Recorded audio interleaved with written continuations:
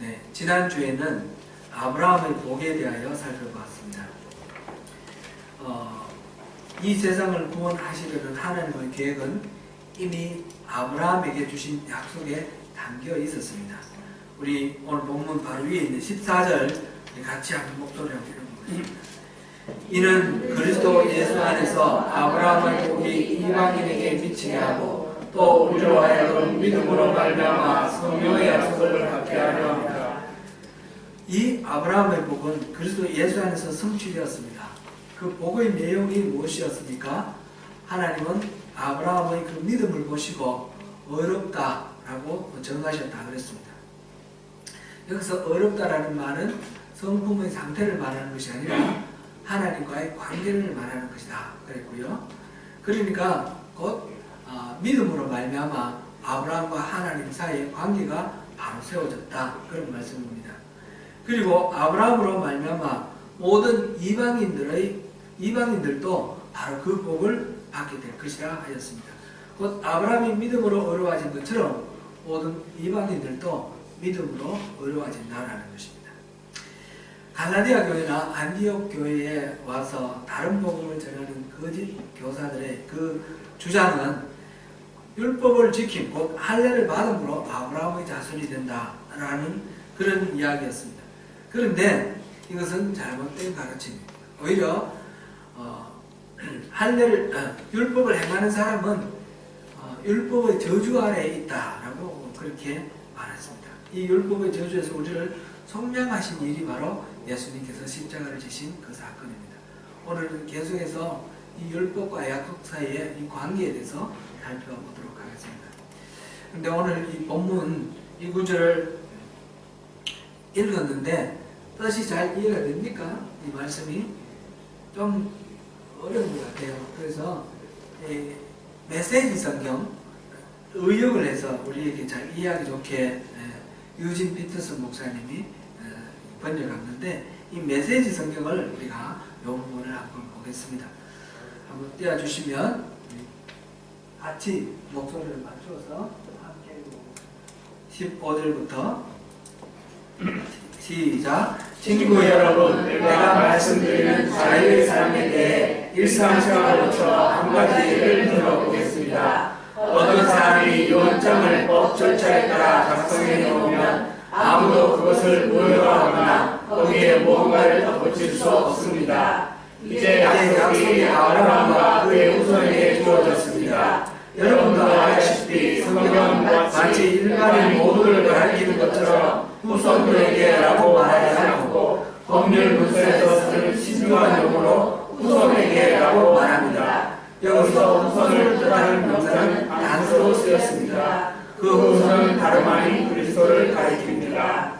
내가 말하는 것은 이렇습니다. 하나님께서 일찍이 적법하게 약정하신 유언을 430년 후에 덧붙여진 부록이 그 유언의 약속을 무효로 하여 파괴할 수 없습니다. 절대로 그럴 수 없습니다. 부록에 명시된 계명과 규정들은 유언에 약속된 유산과는 아무 관계가 없습니다. 그렇다면 율법, 곧 부록의 취지는 무엇일까요? 율법은 아브라함에게 주신 처음 약속에 덧붙여진 것으로 사려 깊은 배려였습니다. 율법의 의의는 후손이신 그리스도께서 오셔서 약속을 물려받으시고 그 약속을 우리에게 나눠주실 때까지 죄인들을 구원의 길에 붙잡아 두는 데 있습니다. 이 율법이 하나님과의 직접적인 만남의 결과가 아니라는 점은 분명합니다. 그것은 천사들을 통해 예대하인 모세에게로부터 제정되었습니다. 그런데 시내 산에서처럼 중재자가 있다면 사람들이 하나님과 직접 교제하는 것은 아니지 않습니까? 믿음으로 받는 복에 관한 첫 약속은 하나님이 직접 주신 것입니다. 그렇다면 율법은 약속과 반대되는 것, 곧 우리를 향하신 하나님의 뜻과 반대되는 것일까요? 결코 그렇지 않습니다. 율법의 취지는 우리 스스로는 하나님과 올바른 관계를 맺을 수 없음을 모든 사람에게 분명히 알리는 것입니다. 하나님께서 자신의 약속을 성취하실 때까지 믿음으로 기다림으로서만 얻을 수 있는 것을 우리 스스로의 노력으로 얻겠다고 종교체계를 뻔해내는 것이 얼마나 쓸데없는 것인지 드러내 보이는 데 있습니다. 율법을 준수해서 우리 안에 생명을 창조할 능력이 있었다면 우리는 벌써 생명을 얻고도 남았을 것입니다. 아멘. 조금 더 좀 이해가 쉽습니까? 우리 하영이, 우리 막내인데 이해가 잘 됩니까? 네, 아이고 감사합니다. 오늘 본문 말씀 통해서 우리가 깨닫고 알아야 할 내용을 세 가지로 이렇게 정리해 봤습니다. 첫 번째는 율법보다 약속이 우선이다 라는 사실입니다. 우리는 앞에서 하나님이 아브라함에게 모든 이방인이 너로 말미암아 복을 받으리라 하는 그런 약속을 주셨다는 것을 보았습니다. 그런데 이 하나님이 못 박아 놓으신 이 약속은 다른 어떤 것으로도 변경하거나 또는 취소할 수 없습니다. 그래서 15절, 17절에서 이렇게 말했습니다. 15절과 17절 같이 한번 다시 읽어봅니다. 형제들아, 내가 메시지를 읽을까요? 그 다음 메시지를 읽겠습니다. 친구 여러분, 내가 말씀드린 자의 삶에 대해 일상생활부터 한 가지 예를 들어보겠습니다. 어떤 사람이 이혼장을 법 절차에 따라 작성해 놓으면 아무도 그것을 무효로 하거나 거기에 무언가를 덧붙일 수 없습니다. 이게 약속이 아브라함과 그의 후손에게 주어졌습니다. 여러분도 알다시피 성경은 마치 일반인 모두를 가리키는 것처럼 후손에게 라고 말하지 않고 법률 문서에서 쓰는 신중한 용어로 후손에게 라고 말합니다. 여기서 후손을 뜻하는 단수는 단수로 쓰였습니다. 그 후손은 다름 아닌 그리스도를 가리킵니다. 네, 우리 정집사님하고 재민이는요? 오늘 못 왔어요? 그렇구나. 이제 우리 책을 우리 성경 책을 보고 읽도록 하겠습니다. 정집사님도 일단 PPT에서 해방 시켜드리겠습니다. 넣으십시오. 이제 PPT에 앉아 있으면 이 집중이 잘 안 되거든요. 그래서 우리 앞에는 PPT 하고 이제부터는 성경을 우리가 직접 찾아보도록 그렇게 하겠습니다. 17절까지도 있습니다. 17절 시작. 내가 그것을 말하니 하나님께서 우리 정하신 언약을 430년 후에 생긴 율법이 폐기하지 못하고 그 약속을 헛되게 하지 못하리라. 네. 지금 여기서 15절, 17절에서 하는 말은 사람 사이에서 계약을 맺어도 이거는 취소할 수 없는데 하나님께서 언약하셨는데 이게 취소할 수 있겠느냐 그런 말씀이죠.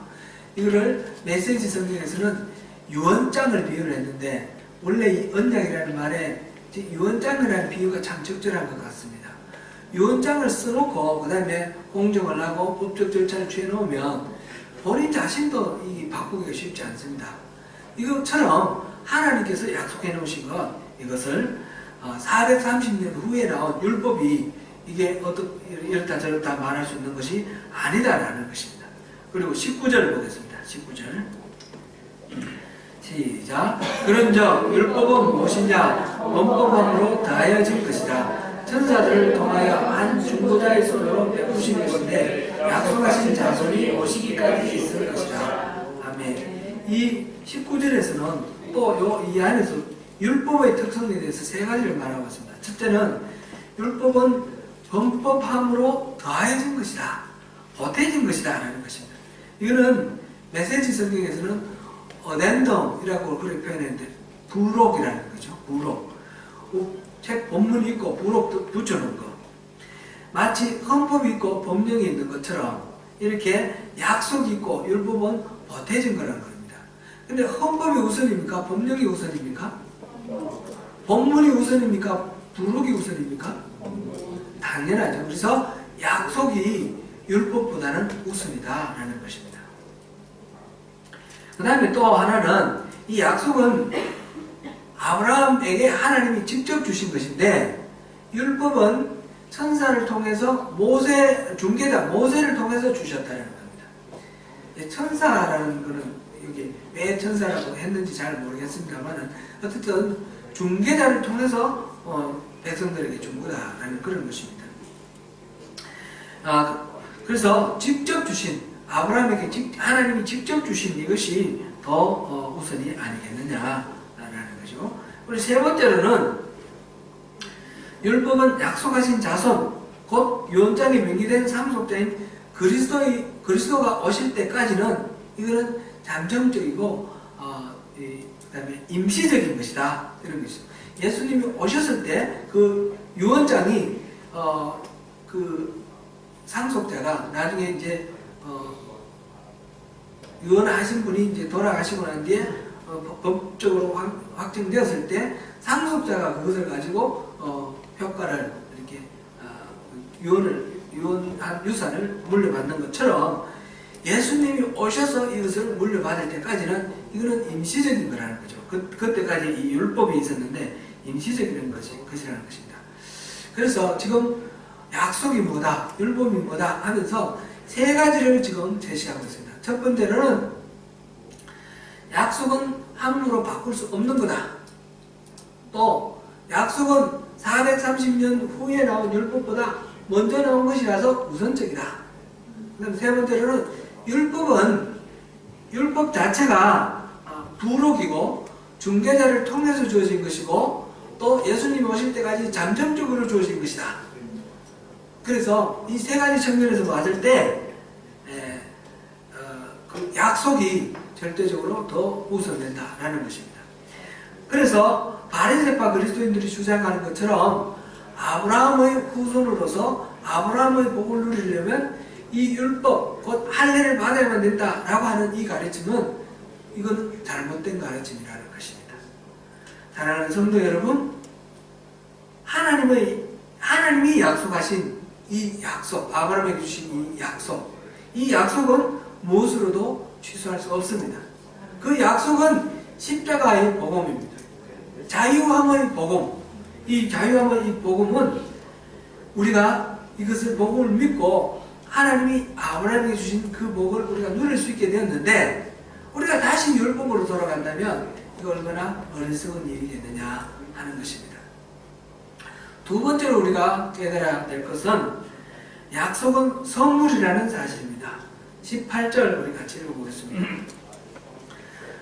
만일 그 유업이 율법에서 난 것이면 약속에서 난 것이 아니리라.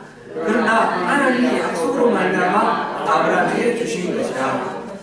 그 유업은 inheritance, 유산인데 아브라함에게 약속하신 복, 곧 믿음으로 말미암아 어렵다고 인정되는 것, 다른 말로 하면 구원받는 것입니다. 그런데 이 유업은 이게 만약 율법에서 나온 것이라면 약속하고는 무관하게 되겠죠. 근데 그게 아니고 하나님이 약속으로 말미암아 아브라함에게 주신 것이다. 그랬습니다. 율법에서 나온 것이 아니라 약속에서 나온 것이다. 그렇게 했습니다.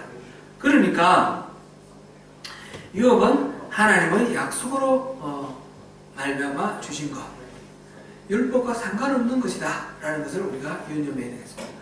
그럼 하나님이 아브라함에게 주신 이 약속의 성격은 뭔가 잠깐 좀 더 살펴보면 우리가 더 이해하기 쉬울 것 같습니다. 하나님의 약속은 창세기 12장, 15장, 22장에 반복되어서 나오는데 12장 아브라함을 그 갈대아 우르에서 부르신 그 장면에서 내가 복이 되겠다. 너를 축복하는 자가 복을 받을 것이고 너를 저주하는 자가 저주를 받을 것이다. 말씀하셨고요.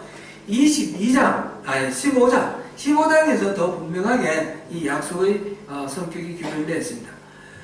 하늘에 있는 별을 바라보고 저 별처럼 너희 자손들을 그렇게 번성하게 하겠다 했을 때 아브라함이 그 하나님의 말씀을 믿었습니다. 믿었을 때 하나님께서 그 믿음을 보시고 아브라함을 어렵다 하셨습니다. 그 이어서 계속해서 하나님이 약속하시는 장면이 나오는데 이게 이제 15장 6절 말씀부터 그 이후입니다. 하나님 말씀하시기를 3년 된 암소, 3년 된 암염소, 3년 된 순양과 산비둘기와 집비둘기 새끼를 가져라 해서 그것을 다 반으로 쪼개라 했습니다. 쪼개를 해놓고 그 가운데로 해가 져서 어두울 무렵 연기 나는 화로와 타는 횃불이 그 쪼개진 고기 가운데로 지나갑니다. 바로 하나님이 그 쪼개진 그 고기 가운데로 지나가셨다는 것입니다. 이 짐승을 잡아서 쪼개놓고 그 가운데로 지나가는 것이 그 당시에 계약을 체결하는 풍습입니다. 곧 이 쪼개진 짐승을 우리가 통과했으니 누구든지 이 약속을 어기는 자는 이 쪼개진 짐승처럼 죽임을 당할 것을 약속하는 것입니다. 말하자면 목숨을 걸고 이 약속을 지키겠다는 뜻입니다. 그런데 그 쪼개진 짐승 사이로 하나님은 지나가셨는데 아브라함에게는 지나가라는 말씀을 하지 아니하셨습니다. 이것이 무엇입니까? 하나님께서 아브라함이 어떻게 하든지 간에 이 약속을 지켜주시겠다, 그런 뜻입니다. 이런 계약을 편무계약이라고 합니다. 원사이디드, 일방적인 그런 계약. 아브라함의 어떤 반응과 상관없이 하나님께서는 반드시 이 약속을 지키시겠다라는 그런 것입니다. 하나님의 약속은 이런 것입니다. 일방적인 약속입니다. 하나님이 우리를 구원해 주시는 것은 우리가 거룩하고 우리가 선하고 우리가 의로워서 그렇게 우리를 구원해 주시는 것이 아니라 하나님이 일방적으로 우리를 사랑하시기 때문에 우리를 구원해 주시는 것입니다. 이것이 아브라함에게 주신 복입니다. 우리가 할 일은 단 한 가지, 믿음으로 그것을 받아들이는 것입니다. 그래서 오늘 이 약속의 성격을 정확하게 이해하는 것, 이것이 우리에게 필요합니다. 세 번째로는 우리가 생각하는 것은 이 약속은 그리스도 안에서 성취되었다는 것입니다. 아브라함에게 주셨던 그 약속, 이방인들도 믿음으로 말미암아 어렵다고 인정받는 것, 이방인들도 구원받아 하나님의 자녀가 되는 것, 이 약속은 그리스도 안에서 성취가 되었습니다. 16절을 다시 읽겠습니다. 시작. 이 약속들은 아브라함과 그 자손에게 말씀하신 것인데 여럿을 가리켜 그 자손들이라 하지 아니하시고 오직 한 사람을 가리켜 내 자손이라 하셨으니 곧 그리스도라. 아브라함의 한 자손, 한 명의 자손, 이 복수가 아니고 단수라고 했습니다. 저는 만민이 받을 복은 바로 아브라함의 씨, 아브라함의 자손 중에 한 사람, 곧 메시아, 그리스도 예수로 말미암아 이 땅에 나누어지고 보급된다는 것입니다.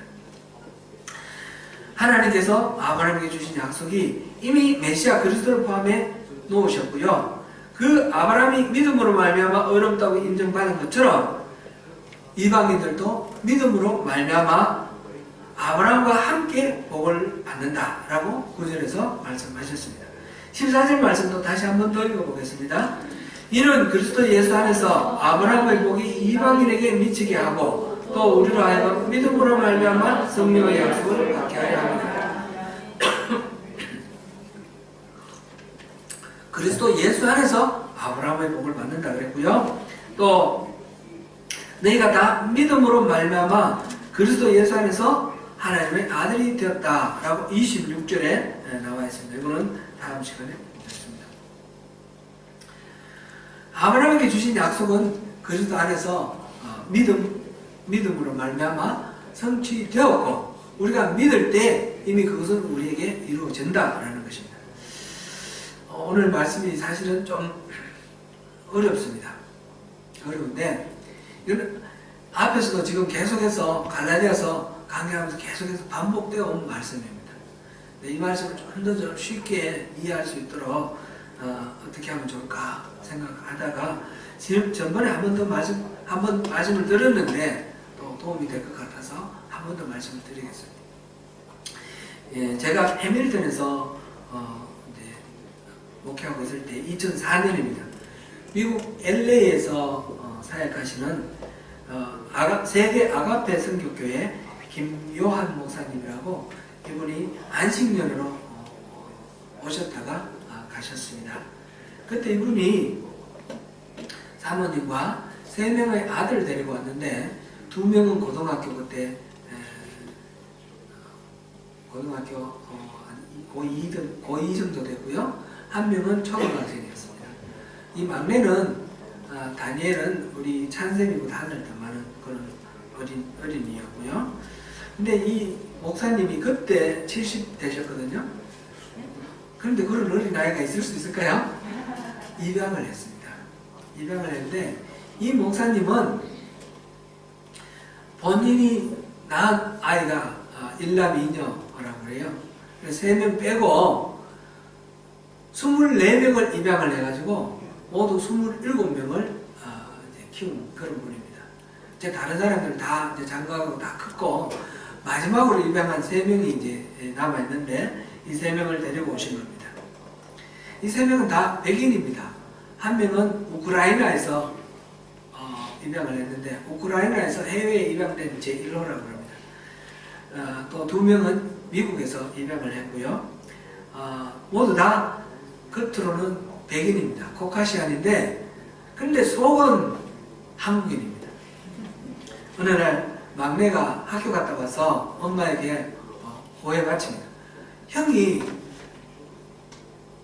도시락 사준 샌드위치 안 먹고 쓰레기통에 버렸어요. 그렇게 오해 바친 거예요. 그러니까 엄마가 이 아들을 불러가지고 왜 그랬냐고. 그랬더니 샌드위치는 맛이 없어요. 김치볶음밥 해주세요. 그래. 첫째 디모데하고 둘째 데이비드가 동갑인데, 근데 데이비드가 어느 날 학교에서 이제 말씀을 일으켜서 부모가 오라 그래서 불려갔습니다. 불려갔더니 친구랑 싸웠다는 거예요. 주먹 다짐하고 싸웠다는 거예요. 그래서 왜 싸웠냐고 그랬더니 그 반에 한국 애가 한 명 있는데 이 백인들이 놀린다는 거예요. 그래서 놀리지 마라 그러는데 계속해서 놀리니까 그냥 치고받고 싸운 거예요.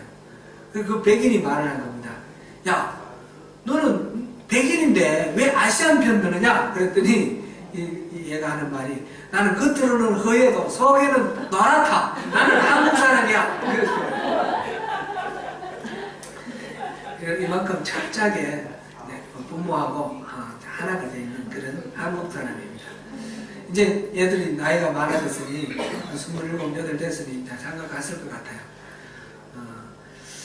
아이들이 이렇게 잘 부모님하고 하나가 되어서 이렇게 친자식처럼 잘 정착이 되었는데 사모님 무슨 비결이 있습니까? 그렇게 여쭤봤어요. 그랬더니 사모님이 말씀을 해주셨어요. 이 아이들이 친자식처럼 되는 데는 어떤 아이는 몇 달이 걸렸고 어떤 아이는 몇 년이 걸린 경우도 있다는 겁니다. 이렇게 입양을 한다는 것은 부모로부터 버림받은 거 아닙니까? 다 상처가 있는 아이들입니다. 그래서 이 아이들을 데리고 와서 입양을 해서 키우면 처음에는 한참 동안은 이상한 증세를 보이는 겁니다. 뭐 오줌을 싼다거나 자다가 운다거나 또는 여러가지 다양한 불안함을 나타내는 징후를 나타냅니다. 이유 없이 깡자를 부리고 그렇게 고집을 부릴 때도 있고요.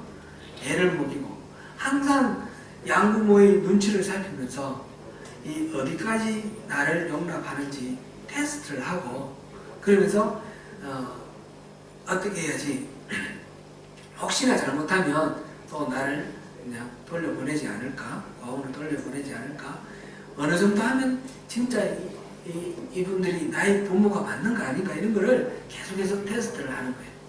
어느 정도 하면 부지런하지 않고 받아주는가. 그래서 처음에 좀 시행착오가 있었는데 입양을 많이 하다 보니까 이제 터득을 해서 입양을 하면 무조건 받아준다는 겁니다. 얘가 뭘 하든지 받아준다고 합니다. 그래서 꾸지람하지 않고 어리광을 일방적으로 받아주면 때로는 몇 달, 때로는 몇 년이 걸리고 이 아이들에 따라서 다른데 그래서 이 아이들이 완전히 이 사람들은 나의 부모가 맞구나.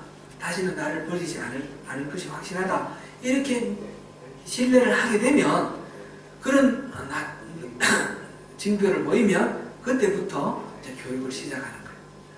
나갔다 오면 손을 씻으라. 식사를 할 때는 기도를 하고 식사하자. 이런 기본적인 생활 규칙들을 이런 신뢰가 이루어지고 난 뒤에 한다는 것입니다. 먼저 부모 자식 간의 관계가 형성되기 전에 이 규칙을 가르치고 이렇게 해야 된다 이렇게 했더니 이 아이들이 열심히 부모 말씀을 잘 따르려고 하는데 그런데 항상 마음속에 불안이 있다는 것입니다. 그래서 어떻게 하면 부모의 마음에 들게 할까 늘 노심초사하면서 행복이 없더라는 겁니다. 그래서 그 방법을 바꿨다고 그렇게 이야기를 해주셨습니다. 저는 여기서 우리의 신앙의 중요한 원리를 발견하였습니다. 하나님과 관계를 친밀하는 것이 무엇보다도 가장 우선된다는 것입니다. 그 관계가 확실히 되어 있으면 자연스럽게 하나님이 기뻐하시는 그런 삶을 살게 되는 것이죠. 그게 아니고 먼저 어떻게 하면 하나님 기뻐하실까? 어떻게 하면 나 헌신과 노력으로 하나님 뜻에 맞게 살아갈까? 이런 식으로 신앙생활을 하다 보면 항상 하나님 눈치를 보고 내가 뭐 잘못하는 게 아닌가? 부족한 게 아닌가? 하나님은 나의 기도를 들으시는가? 안 들으시는가? 늘 이렇게 불안한 가운데 있다는 것입니다. 사실 하나님께서 아브라함에게 먼저 약속을 주셨지 않습니까? 하나님이 우리를 먼저 사랑하셨습니다. 그래서 우리를 자녀 삼아 주셨습니다. 우리가 자격이 있어서 우리를 자녀 삼으신 것이 아닙니다. 하나님이 사랑하시기 때문입니다. 그래서 우리를 만드셨고 그래서 우리를 택하셨고 그래서 우리를 구원하신 것입니다. 하나님은 나의 아빠십니다. 이걸 먼저 깨닫게 하시려고 약속을 주셨고 그 다음에 하나님이 자녀라면 어떻게 살아갈 것인가 그런 것을 우리가 알아서 살도록 그렇게 해주셨습니다. 사랑하는 성도 여러분, 우리는 하나님께 바라는 것이 많습니다. 기도하고 구하면서 그것들을 이루어 주시도록 요구합니다. 그리고 그것이 이루어지면 하나님 날 신뢰하고 날 사랑하시는가 보다, 날 지지하시는가 보다 이렇게 생각하고 그게 아니면 또 의심하기도 하고 항상 우리가 사실 하나님이 맞으신가? 하나님 나를 사랑하시는 것이 사실인가? 이것을 늘 눈치 살피면서 그 아이들이 입양한 아이들이 아버지 부모를 눈치 살피듯이 우리 하나님 눈치를 살핍니다. 그러나 여러분 하나님이 이미 우리에게 행하신 일들을 한번 생각해 보십시오. 우리가 눈치 살필 필요가 하나도 없습니다. 하나님이 우리를 사랑하셔서 우리가 하나님을 알지 못할 때에 독생자를 아끼지 아니하시고 내주셨지 않습니까? 그 하나님이 독생자를 주셨는데 무엇을 우리에게 아끼시겠습니까?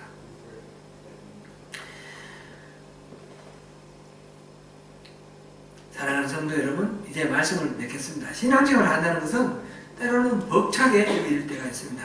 내가 열심히 사역을 하여 좋은 성과를 내야만 하나님이 좋아하실 것 같고 내가 뭔가 잘해야만 하나님이 기뻐하실 것 같고 그래야만 우리가 예배할 수도 있고 하나님 앞에 당당히 나아갈 수 있지 않겠는가 그렇게 생각하는 경향이 있습니다. 그런데 이것은 율법주의입니다.